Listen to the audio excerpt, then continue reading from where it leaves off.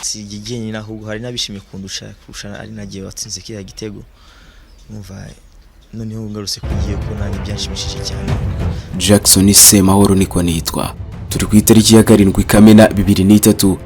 Aha turi neza ni ku kibuga cy'umupira w'amaguru Mandela Stadium i Kampala muri Uganda. Abafana bakubise buzuye amatsiko ariko ni yose baje kwirebera umukino udasanzwe, umukino wo kwishyura ni mu gikombe cya Coupe d'Afrique des Nations cyangwa se CAN, aho ikipe y'u Rwanda Amavubi ijye kwisurana n'ikipe y'Abagande Uganda Cranes.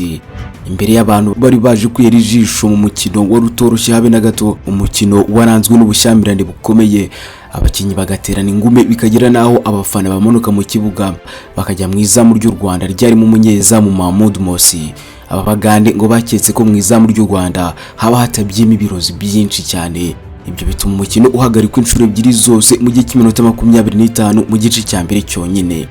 Nyuma yaho ikipe ya Uganda ihushirije ibitego byinshi, nibwo abafana abakunzi ndetse n'abashinzwe umutekano bagiye mu izamu ry'u Rwanda bagiye gusakamo ibyo birozi nyine baketsemo, kuko ngo ntibiyumvishaga impamvu ibitego bitinjira. Muri izi mvururu zose rero niho rutahizamu kizigenza w'Amavubi uw'igikundiro Imana y'ibitego Jimmy Gatete yaje gukubitwa ikintu akomeretswa umutwe baje kuwumena aravirirana cyane biteye ubwoba. Jimmy Gatete rero wari ufite ishaka ryinshi, wari ufite inyota yo gutsinda agakiza u Rwanda Bagande, yasuwe hanze y'ikibuga babanza kumupfuka, abaganga barasanasana, yaje kugaruka mu kibuga n'ibipfuko ku mutwe, maze ku munota wa 40 ku mupira mwiza cyane yarahawe na Karekezi Olivier ahita atsindira Amavubi igitego cya mbere. Abaciye akavuyo n'ivugonyo by'Abagande, Abagande baramanjirwa kuko stade yose iba nkiguye mu mazi. Uganda yagerageje gukora ibishoboka byose ngo yakwishyura iki gitego cya Gatete, ariko byaje kwanga. Ubundi umukino urangira ari igitego kimwe ku busa bw'Abagande. Abasore b'u Rwanda rero batanze ibyishimo ku banyarwanda bari hirya no hino mu mujyi wa Kigali ndetse no mu byaro bitandukanye, aho bari bakurikiye uyu mupira kuri za radio na televiziyo. Ubundi abaturage birara mu mihanda babyina insinzi. I Kigali bakiriye iyo nsinzi mu buryo budasanzwe. U Rwanda rwahise rwohereza igitaraganya indege ya Rwanda Express gutahana abakinyi b'Amavubi. Abantu benshi cyane rwose barimo na Perezida Paul Kagame w'u Rwanda urukiri na mushya ku ntebe y'ubutegetsi ndetse yewe n'abandi bayobozi bakuru b'u Rwanda bategereje ikipe y'u Rwanda Amavubi kugeza kuri saa 7 z'ijoro ku kibuga cy'indege i Kanombe. Barara bizihiza ibirori kuri Stade Amahoro, aho abaturage benshi nabo bari bateraniye. Ibi bihe ndabizura byibuka kuko nibi bitazibagirana mu mpira w'u Rwanda. Nubwo abanyarwanda bishimye bakishimira kwambika ubusa Abagande, ntibyari bihagije kuko hari hasigaye umukino umwe wishiraniro wagombaga gusiga hamenyekanye n'ubundi ikipe ijya mu gikombe cya Afrika muri iri tsinda. No mukino rero Ghana yagombaga kwesuraniramo n'ikipe y'igihugu Amavubi yari itangiye kuzamura icyizere muri iyo minsi. Hari ku itariki ya 6 Nyakanga muri 2003 n'ubundi Amavubi yasabwaga gutsinda byanze bikunze kugira ngo abone itike yo kwerekeza muri CAN. Abafana baje kuyishyigikira birumvikana ari benshi, icyizere cyari cyose cyari cyazamutse cyuko Amavubi yabo bakunze agomba gutsinda iki gihugu cya Ghana, batitaye ko ari igihugu gisanzwe n'ubundi ari igihangage gifite ikipe y'ikigugu muri ruhago bose batinya. Nago tuzatsinda byishisha igitego kimwe, rurimo ruritwara neza kugira tubashe kujya muri CAN muri Tunisia. Igiye konekereza kabisa n'ukuntu mbona yitwara muri iki gihe, ndabona insinzi tuyifite. Iki cyizere rero abakunzi b'Amavubi bari bafite nicyaje kuraza amasinde, kuko Jimmy Gatete umusore wavukiye Burundi agakurira by'umwihariko mu ikipe ya Flamingo wari ufite utumanyere twinshi n'uburyo bwinshi akora mu tuntu twe yipoweye mu gakabutura k'icyatsi kibisi ndetse n'umupira munini wanditseho nimero 10 mu mugongo w'ubururu.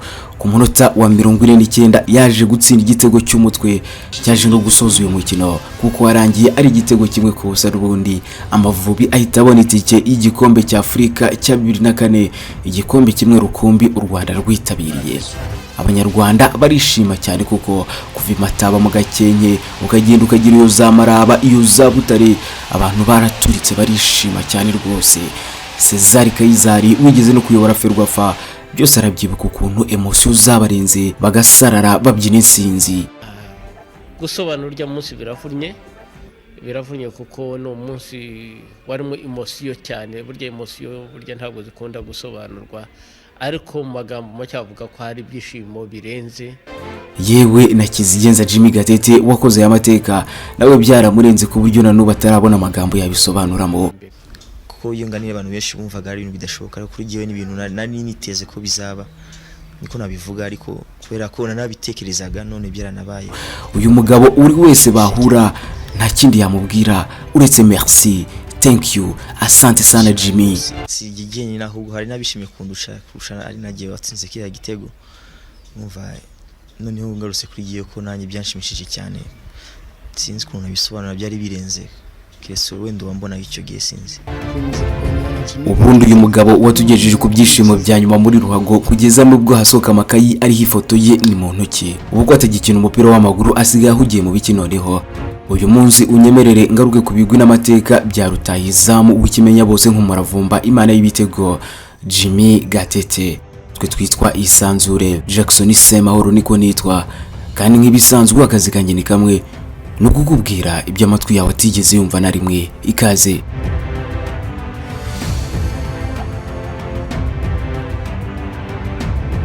Ni rutahizamu w'Amavubi wakoze ibitarakorwa n'undi mukinnyi uwo ari we wese muri iki gihugu cy'u Rwanda, Jean Michel Gatete, wamenyekanye cyane ku izina rya Jimmy Gatete mu kibuga arazwi rwose. Umugabo ubusanzwe yivugira amagambo make cyane ariko kandi yuzuyemo ubwenge. Ubundi inyandiko z'amateka zigaragaza ko Jimmy Gatete yavukiye Bujumbura ari mu rwa mukuru w'igihugu cy'u Burundi ari mu mwaka 1979.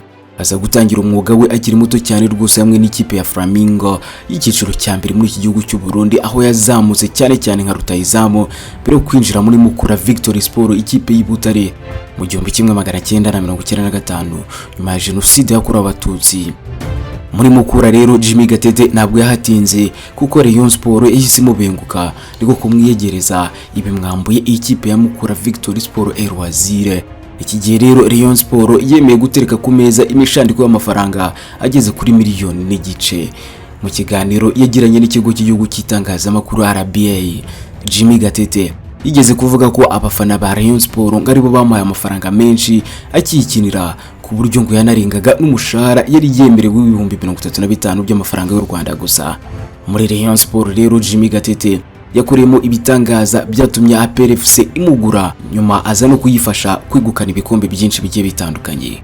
Ubuhanga mu rubuga rw'amahina, umuvuduko, imbaraga ndetse n'icyizere yigiriraga nibyo byatumye atsinda ibitego byinshi cyane by'ingenzi haba mu ikipe ya APR FC ndetse n'ikipe y'igihugu Amavubi.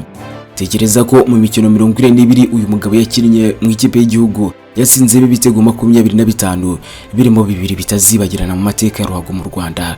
Ibyo bitazibagirana rero harimo igitego yatsinze Abagande muri 2003 bakimara kumumena umutwe, ndetse yewe n'igitego kimwe yanyabitsegana mu Rwanda tayari Amavubi agahita abona tike yo kwerekeza muri CAN ya 2004. Gatete rero afatwa na benshi nk'umukinnyi w'ibihe byose. Yavuze ko mu ikipe y'igihugu atishimiraga uko yafatwaga mu ikipe n'ubundi, ari nayo mpamvu yari yabanje kwanga gukina umukino wa Ghana, wa mukino nyine yakuriyemo amateka muri 2003. Iyi nkuru rero yuko byagenze ayibarira RBA yagize ati, ntabwo nashakaga gukina umukino wa Ghana, ndabikubwiye hari ibyo nasabaga mbona ntacyo bari guhindura, mpitamo kwigira Burundi kugira ngo ntazakina. Jimmy Gatete rero muri uko kwijijisha akerekeza mu gihugu cy'u Burundi ari nacyo yavukiyemo, ntabwo byamukundiye ko agumayo, kuko akimara kugerayo yahise ahamagarwa igitaraganya ngagaruke vuba na bwangu mu ikipe y'igihugu Amavubi. Yaje ku munsi wo kwa gatatu mu gihe umukino wagombaga kuba ku munsi wo ku cyumweru nyine bakesurana n'igihugu cya Ghana. Gatete rero yavuze ko ngo umutoza atamwizeraga nk'abakinnyi bavaga i Burayi kandi abarusha ubuhanga, bamuha amahirwe ubundi agakora itandukaniro nyine akabereka icyo ashoboye mu kibuga.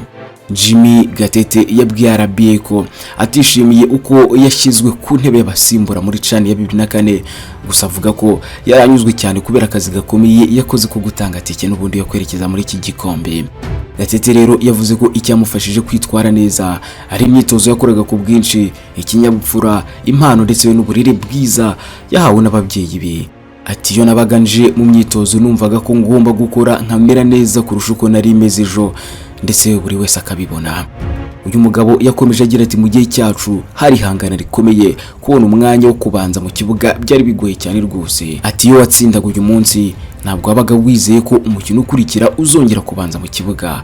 Uyu mugabo rero abajijwe ku mafaranga menshi yahawe agitangira umupira w'amaguru, yagize ati amafaranga menshi ya Rayon Sport ntiyavaga muri komite, yavaga mu bafana.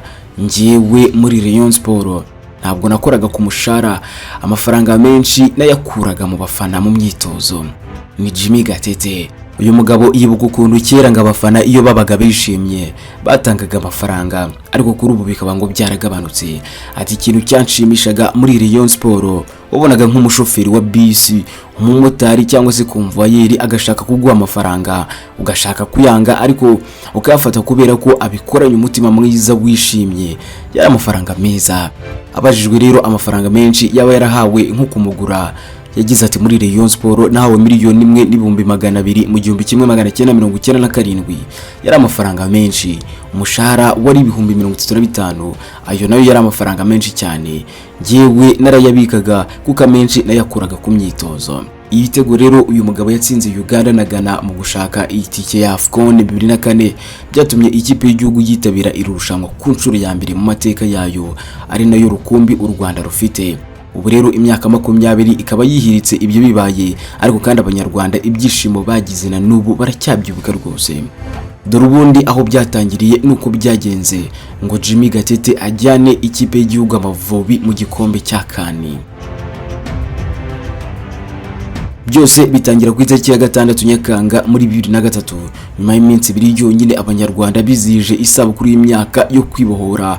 Ibyishimo byakomereje muri ruhago, aho umusore wari ukiri muto cyane rwose ariko kandi ufite impano idasanzwe yo gucunga ruhago yarategerejwe gucungura u Rwanda, agafasha ikipe y'igihugu Amavubi kubona itike y'igikombe cya Afurika.